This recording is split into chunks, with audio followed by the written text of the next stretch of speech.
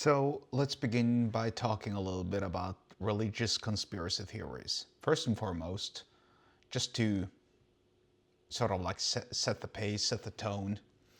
I'm I'm a Pentecostal Christian. I do believe in the resurrection. I do believe in Jesus Christ being my Lord and Savior. And so that's why I have a kind of an ambivalent or like a love-hatred relationship, ship with these theories, because they might be true, but just given how easy and really dumb some of these theories sound like, I'm not sure that they're actually true. And as much as I want to point out that evil is dumb, and that the devil himself is dumb, I don't think it's that dumb. And I don't think it's that easy. It just seems way too easy.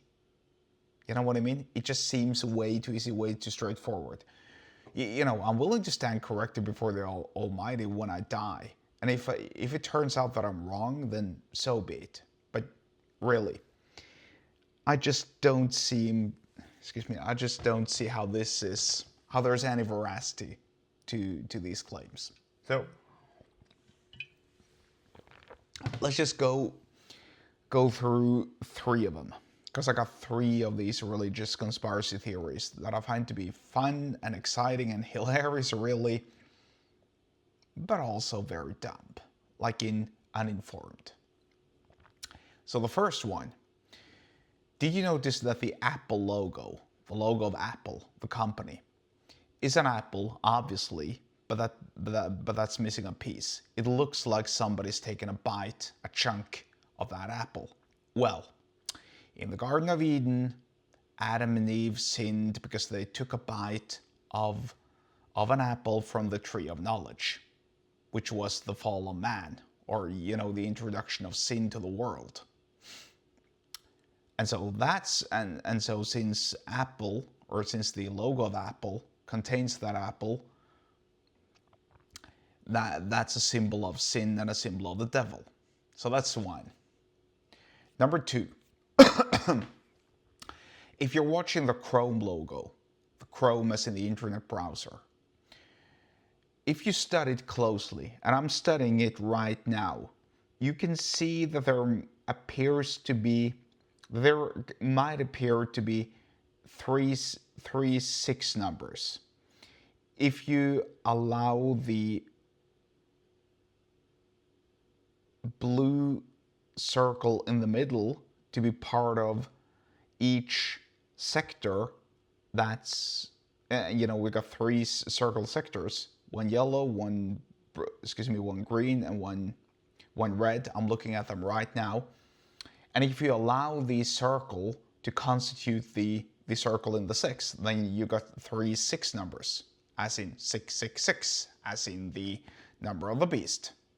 So that's why, Chrome is the devil's internet browser. And number 3, this is the most hilarious one. If you take a can of Monster, the energy drink, and if you study closely the Monster logo, the T in Monster looks like a cross. But when you pour yourself a drink, you need to invert the can, right? In order for the beverage to pour down your throat. So when you're doing that, when you're inverting and turning the can upside down, that T will resemble an inverted cross, the upside down cross, which is a symbol of the devil. And so, well, that obviously doesn't count if you're using a straw to drink your energy drink, because then you don't need to invert the can.